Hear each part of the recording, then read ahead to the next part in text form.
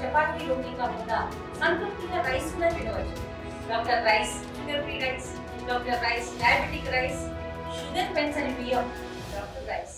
మురళి స్వగ్రామం ఏదైతే ఉందో శివపురం కొట్టాల్లో మనం ఉన్నాం. ఇక్కడ వాళ్ళ ఫ్రెండ్స్ ఏదైతే మురళికి అంతిమయాత్రకు కూడా అంతా సిద్ధమవుతున్నటువంటి నేపథ్యం, ముఖ్యంగా అతన్ని లేని లోటు జీర్ణించుకోలేమని చెప్పేసి బంధువులు, భార్య సైతం రోధిస్తున్నటువంటి నేపథ్యంలో మళ్ళీ ఫ్రెండ్స్ ఉన్నారు. ఎలా ఉండేవారు వాళ్ళతో మాట్లాడే ప్రయత్నం?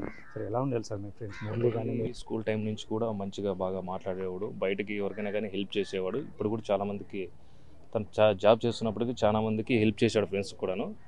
వాళ్ళ దగ్గర కూడా ఇతనికి హెల్ప్ రాలేదని కూడా కొంచెం ఇబ్బంది పడిన రోజులు కూడా ఉన్నాయి.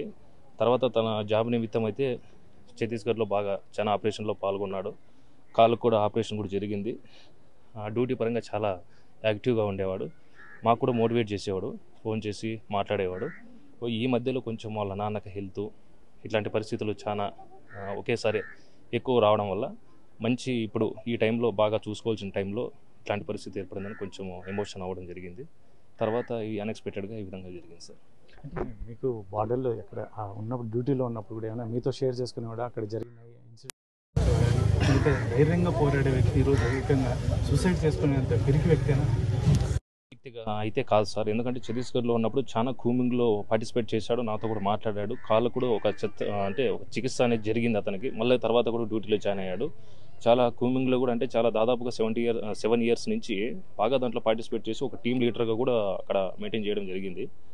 మంచి క్యాండిడేటే. కాకపోతే అన్ఎక్స్పెక్టెడ్గా ఈ మధ్య దాదాపు ఒక 1 మంత్ నుంచి మా ఫ్రెండ్స్తో కొంచెం కాంటాక్ట్ తక్కువయింది. ఈ మధ్యలోనే అతను కొంచెం ఇబ్బంది పడినాడని నా అభిప్రాయం సార్. స్కూల్ డేస్లో కలిసి చదువుకున్నారా? College days? మేము 7th క్లాస్ నుంచి చిన్నప్పటి నుంచి క్లాస్మేట్స్.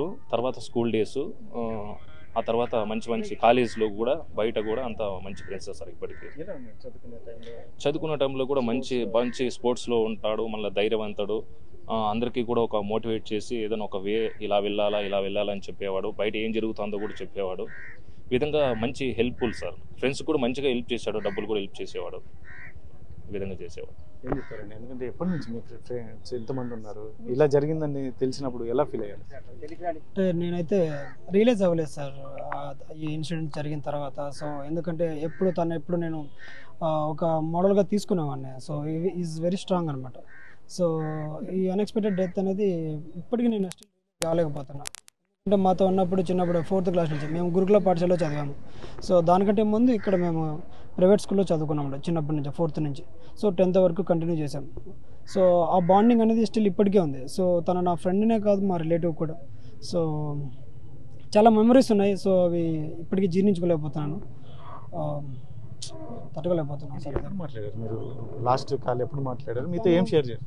తను మాకు ఎవ్రీ 2 monthsకి ఒకసారి కానీ 1 monthకి ఒకసారి కాంటాక్ట్ అవుతూనే ఉంటాడు సార్. ఎందుకంటే వర్క్లో పడిపోయిన తర్వాత అందరూ వాళ్ళ ప్రొఫెషనల్లో బిజీగా ఉంటారు కదా. సో మ్యాక్సిమం తను డిస్టర్బ్ చేయకపోవడానికి ఇంట్రెస్ట్ చూపించకపోవచ్చు. సో మేము మాట్లాడాలన్నా తనకు ఆ టైం కుదరకపోవచ్చు. బట్ టైం కుదిరినప్పుడల్లా కలవడం కానీ, సో సరదాగా మాట్లాడడం కానీ. సో నేను ఇలాంటి ప్రెజర్ ఉంటుంది నాకు అసలు ఎక్స్పెక్ట్ చేయలేదు తన దగ్గర నుంచి. సో మేబీ అది ముందే తెలిసింటే మాకు కూడా కొంచెం ఏదైనా చేయడానికి పాసిబిలిటీ ఉండేది. వర్క్ ప్రెజర్ అయితే కాదు సార్, ఎందుకంటే తన గురించి నాకు తెలుసు, తన స్ట్రెంత్ ఏంటో తెలుసు. చిన్నప్పటి నుంచి చూస్తున్నాను. అది సరదా కావచ్చు, ఆటన కావచ్చు, గేమ్ అయినా ఏదైనా కానీ తన పార్టిసిపేషన్ 100% ఎనర్జెటిక్గా ఉండేవాడు. సో ఇలాంటి ఇన్సిడెంట్కి తను సూసైడ్ చేసుకున్నాడంటే అసలు నమ్మలేను. వర్క్ విషయం మాత్రం చాలా 100% పర్ఫెక్ట్ సార్. ఏం చెప్తారు సార్?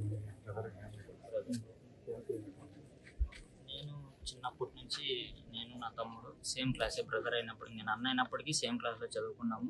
ఎప్పుడు రోజు సైకిల్ దొక్కేది కానీ, గోళీలు ఆట ఆడేది కానీ, బాగా యాక్టివ్గా ఉండేవాళ్ళం. తోటలో ఒకే తోట అయినా పని చేసేవాళ్ళం. బాగా రోజు డిస్కస్ చేసుకునే వాళ్ళు, ఏ పంటలు పెడితే బాగా పంట వస్తుంది, సేద్యం ఎలా చేయాలి అని డిస్కస్ చేసినాం. 10 రోజుల ముందు కూడా నేను ఫోన్ మాట్లాడినాను. తోటలో ఏం పెట్టినావని, దున్నినావా, ఏం చేసినావు, ఎట్లుంది పరిస్థితి అని డిస్కస్ చేసుకున్నాం. ఆర్థికంగా నేను హెల్ప్ చేసేవాడిని, నాకు వాడు హెల్ప్ చేసేవాడు. బాగా మాట్లాడుకునే వాళ్ళం. చివరిగా వాళ్ళ నాన్నకు బాగలేనప్పుడు దగ్గరుండి చూసుకోలేకపోతున్నానే అనే బాధ ఎక్కువైంది. నాకు అదే అర్థమైంది. నేను బెంగళూరులో జాబ్ చేస్తుంటాను. నేను చిన్నాన్న దగ్గరికి హాస్పిటల్కి పోయేవాడిని, చూసుకున్నాను. నేను ఉన్నారా, ఇంటి దగ్గర చిన్నోడు ఉన్నాడు, ఏం ప్రాబ్లం రాదు నీకు, నువ్వు జాగ్రత్తగా జాబ్ చేసుకో, చిన్నాయన ఉన్నాడు, నేనున్నా, బాగా చూసుకుంటాము, నీకు ఆర్థికంగా ఏమైనా ఇబ్బందులు వచ్చినా మేము ఆదుకుంటామని ధైర్యం ఇచ్చేవాడిని. ప్రతి 10 డేస్కి ఒకసారి నేను మోటివేట్ చేస్తూనే ఉన్నా. కానీ ఇలా జరిగిందని ఫస్ట్ ఫోన్ చేసి నాకే చెప్పినారు. నాకే చెప్పడం వల్ల నేను చాలా కుదేలైపోయినాను. నా తమ్ముడు ఇలా అయిపోయినాడని. నా తమ్ముడు ఇంకొకడు నవీన్ అని ఉండేవాడు. మేము జైలు అవకాశం అని పేర్లు పెట్టుకున్నాము చిన్నప్పుడు ఫోటోలు. ఇప్పుడు లవ అనేవాడు మిస్ అయినాడు. అది నాకు చాలా బాధగా ఉంది. కానీ ఏం చేయలేం, పరిస్థితులను అధిగమించి పోవాలి. అంటే ఇప్పుడు తండ్రి ఆరోగ్యం ఒకవైపు, మరోవైపు చూసుకోలేననే బాధతో ఇలా చేసుకున్నాను. చిన్నప్పుడు 4th వరకు ఇక్కడ చదువుకున్నాము. 5th క్లాస్కి ఎంట్రన్స్ ఎగ్జామ్లో సీట్ రావడం వల్ల సత్యవేడి ఏపీఆర్ స్కూల్లో చదివినాము. ఇక్కడికి అది నియర్లీ 500 కిలోమీటర్స్ ఉంటుంది. అప్పుడు మాకు ఆర్థికంగా సపోర్ట్ లేదు. నాన్నల్లో కూలి పోవాలి, మాకు డబ్బులు పంపించాలి. ఏదైనా 10 రూపాయలు పెట్టి కొందాం అనుకున్నా కూడా మా దగ్గర డబ్బులు ఉండేవి కాదు. ఇంటికి రావాలంటే దసరా, సంక్రాంతి, ఎండాకాలం సెలవులు. అప్పట్లో మాకు ఏమో మనీ ఆర్డర్ పంపించేవాళ్ళు మనీ. అంతకు మించి మా దగ్గర డబ్బులు ఉండేవాళ్ళు. అప్పుడు మేము చాలా కష్టాలు పడినాం. వీళ్ళు నాతో పాటు ఉండేవాళ్ళు, ఒకే స్కూలే మేమంతా. చాలా కష్టాలు పడుతూ బాగా చదువుకునే వాళ్ళం. మా సారోళ్ళు కూడా బాగా హెల్ప్ చేసి బాగా చదవడం వల్ల మా ఊర్లో ఫస్ట్ టైం 523 మార్కులు 500 దాటించిన వ్యక్తి మా మురళి. అంతవరకు ఎవరు 500 దాటించలేదు. ఫస్ట్ గవర్నమెంట్ ఉద్యోగం తెచ్చుకున్నది కూడా మా వాడే. మాకు చాలా గర్వంగా మా నాన్న కానీ మా చిన్నాన్నలు కానీ బాగా చెప్పుకునేవాళ్ళు. మా చుట్టుపక్కలందరికీ బాగా తెలిసిపోయింది. శివపురం కొట్టాలో ఒక ఆర్మీ పిల్లోడు ఉన్నాడు, ఒకే ఒక్కడు, వాడే ఇప్పుడు మిస్ అయిపోయినాడు. మాకు చాలా బాధగా ఉంది. మా విద్యార్థి వీళ్ళందరూ కూడా మా స్టూడెంట్స్ సార్. ఏపీఆర్ కోచింగ్ ఇచ్చింది మేమేను. 4th క్లాస్కు సత్యవేడికి వచ్చాడు. మళ్ళీ ఇంటర్మీడియట్ కూడా వివేకానంద కాలేజ్ అంటే 1 ఇయర్ డ్రాప్ అయ్యాడు. మళ్ళీ నేనే మోటివేషన్ చేసి కనగానపల్లి ప్రైవేట్ కాలేజీలో చేర్పించి ఇంటర్మీడియట్ పాస్ అయ్యాడు. మంచి ధైర్యస్తుడు అబ్బాయి. ఏం జరిగిందో అర్థం కావడం లేదు. ఇలా చేసుకోకూడదు. నేను మెసేజ్ ఏమంటే యూత్కి క్షణకావేశంలో ప్రాణాలు పోగొట్టుకోద్దండి.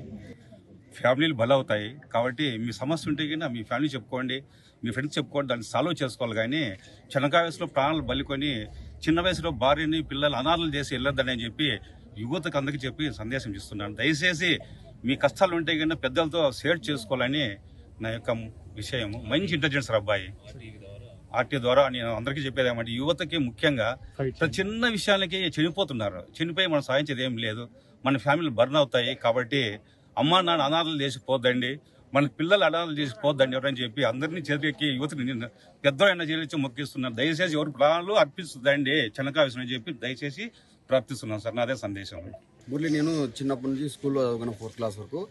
Murali first Indian army select కావాలనేసి నేను మురళి కూడా చాలాసార్లు కర్నూలు, గుంటూరు ఆర్మీ ర్యాలీకి వెళ్ళాం. 1-2 ఆటలు చాలా వరకు విఫలమైనాం. నేను విఫలమైనాను, మురళిని విఫలమైనాడు. ఫోన్లో మాట్లాడి ఒకసారి ఇట్లా రన్నింగ్లో పోయినాం కదా, ఎట్లా నెక్స్ట్ టైం వస్తావా రావు అంటే ఆర్మీ ఓపెన్ ర్యాలీ అంటే కొంచెం టఫ్గా ఉంటుంది అనమాట. దానికి కొంచెంగా కఠినమైన శిక్షణ కావాలనేసి గుంటూరు వరకు కూడా చాలా అట్లా పోయి అక్కడ మేము ట్రైనింగ్ సెంటర్లో కూడా చాలా వరకు మళ్ళా కోచింగ్ పెట్టుకొని చాలా ప్రత్యేకంగా సిఆర్పిఎఫ్కి వెళ్ళాలి. ట్రైనింగ్ మళ్ళీ నాకు కలిసి ఇట్లా జాబ్ వచ్చింది, సంతోషంగా ఉందా అంటే వెరీ హ్యాపీరా, నాకు రాలేకపోయింది, నీకు వచ్చింది, చాలా సంతోషంగా ఉండు అని చెప్పి వచ్చినప్పుడల్లా బాగా కలిసేవాడు. ఏం పరిస్థితి, ఎట్లా మీరు ఏం చేస్తాను, మిస్ అయిన జాబ్ అని చాలా ధైర్యంగా ఉండేవాడు. కానీ ఇలాంటి పరిస్థితి చేసుకోవడం చాలా అంత పిరికివాడైతే కాదు. కానీ ఏం జరిగిందో, ఎక్కడ జరిగిందో పొరపాటు అయితే జరిగింది. దాన్ని రెక్టిఫై చేయాల్సిన బాధ్యత అధికారులపైన ఉంది. అదేవిధంగా ఈ కేంద్ర రాష్ట్ర ప్రభుత్వాలు కూడా తక్షణ సాయంగా మురళి కుటుంబానికి ఆదుకుని ఇలాంటి సంఘటనలు మానసిక వ్యధ సైనికులు లేకోకుండా వాళ్ళకు ఒక ఫ్రీడమ్, ఒక డ్రిల్, ఒక మానసిక వ్యధ లేకోకుండా చేసే ప్రయత్నం ఉన్నతాధికారులు చేసే కింద స్థాయి అధికారి మేము కూడా జీడీకి ట్రై చేయాలని నేను ఇద్దరు సహచరం కాబట్టి ఆ విధంగా మేము ఆలోచించాం. ఖచ్చితంగా ఆ జీడీ లెవెల్లో ఉండే వాళ్ళు ఖచ్చితంగా కొంచెం మానసికంగా రిలీఫ్ కావాలి. ఉన్నతాధికారులు దానికి మీద శిక్షణ ఇచ్చి ఆ ఒత్తిడి తగ్గించే ప్రయత్నం గవర్నమెంట్ తీసుకుంటే బాగుంటుందని, ఇలాంటి విషయాలు రిపీట్ కాకూడదని మనస్ఫూర్తిగా కోరుకుంటున్నాను. ఫ్రెండ్స్ కావచ్చు, అంటే తమ్ముడు కావచ్చు, అన్న ఏదైతే గురువు, ఆయనకి మురళికి చదువు చెప్పినటువంటి గురువు సైతం కన్నీళ్ళు పరిగణిస్తున్నట్టు నేపథ్యం. ముఖ్యంగా ఏదైతే ఉందో మురళి అంశం అనేది చాలా ధైర్యంగా ఉండేవాడు. అందరితో చదువులో కావచ్చు, ఇలాంటి స్పోర్ట్స్ కావచ్చు, అన్నింటిలోనూ చాలా అందరితో కలిసిపోయాడు. చాలా యాక్టివ్గా ఉండేటటువంటి మురళి ఈ రకమైన ఏదైతే నిర్ణయం తీసుకోవడం అనేది మేము ఇప్పటికీ జీర్ణించుకోలేమని ఒక వైపు చెప్తున్నాం. ముఖ్యంగా ఏదైతే ఉందో ఆ కుటుంబానికి అండగా ఉండేందుకు మేము స్నేహితులంతా కలిసి ఉంటామని, మరోవైపు కేంద్ర రాష్ట్ర ప్రభుత్వాలు కూడా ఆ కుటుంబాన్ని ఆదుకోవాలి అని చెప్పేసి చెప్తున్నటువంటి తెలుగులో ఫాస్టెస్ట్ న్యూస్ ఇప్పుడు కొత్త అవతారంలో 5 సెకండ్లోనే పూర్తి వార్తా సమాచారం మీ చేతిలో. సోషల్ మీడియా ట్రెండ్స్ మీ కళ్ళ ముందుకే live TV and voice search ఆప్షన్స్తో ఇప్పుడే డౌన్లోడ్ చేయండి. యాప్ లింక్ డిస్క్రిప్షన్లో ఉంది.